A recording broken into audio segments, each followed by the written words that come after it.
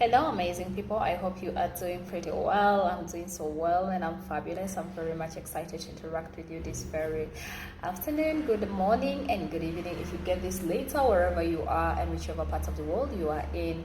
And this season, I would like to take you through an episode of my life, and I sank into an acute inferiority complex.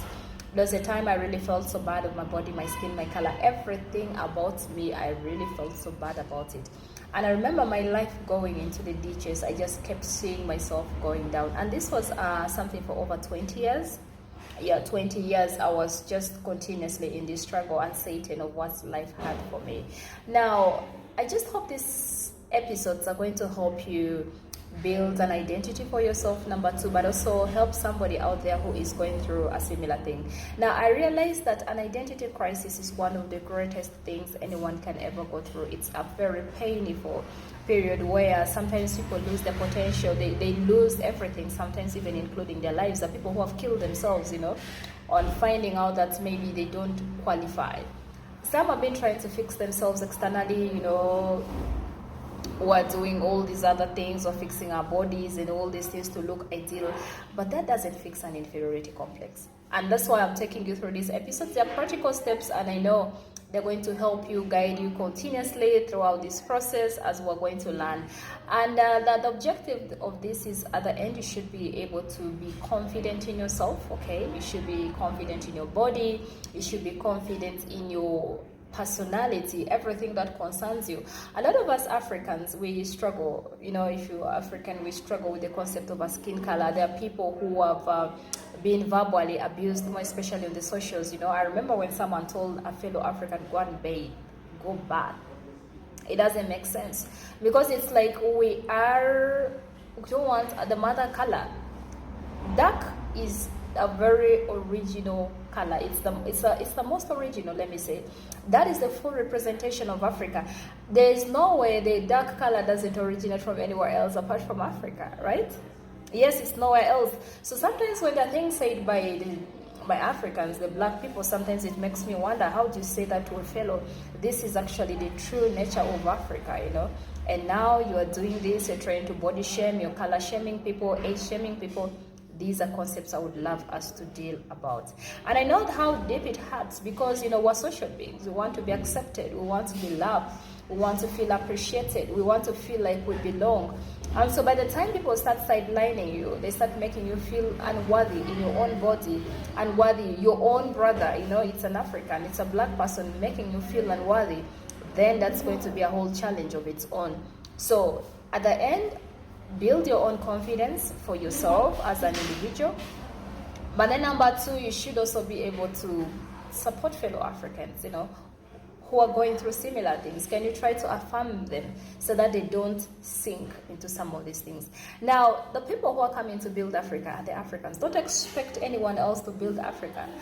Anybody who comes has a motive. How do I reap from this?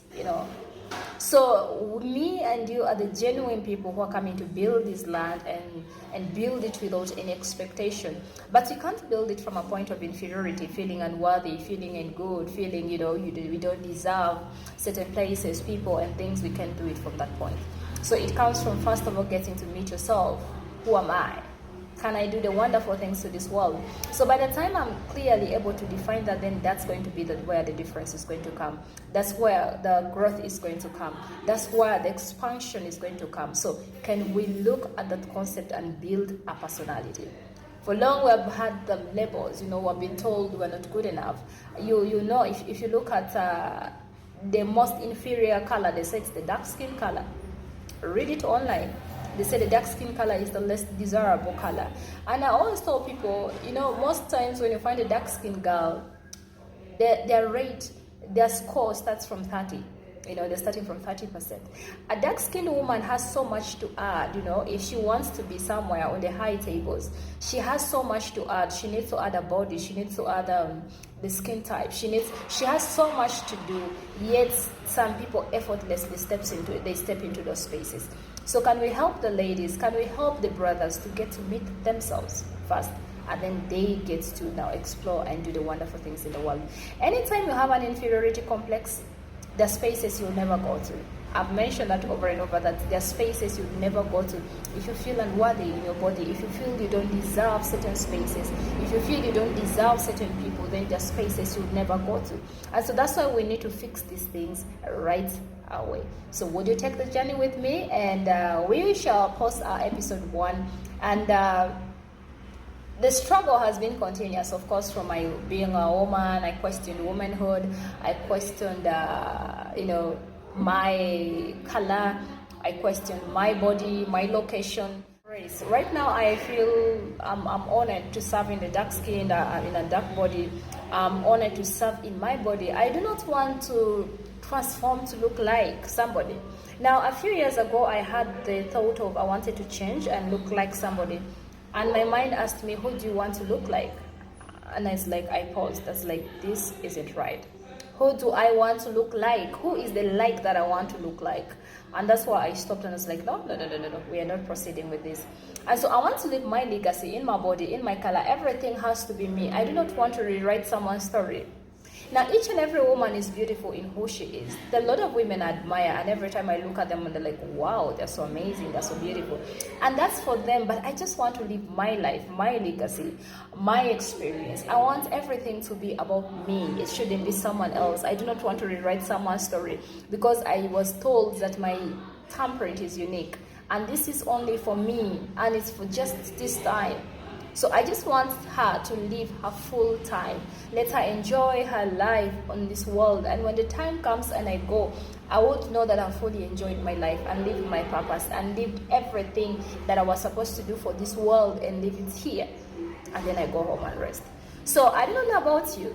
So this is for anyone who wants to take the journey to meeting themselves at first hand and loving themselves honestly and feeling themselves good, and you don't need anyone else to validate you. Be your number one fan. Hype yourself, baby. Can you be your number one fan? Bye-bye.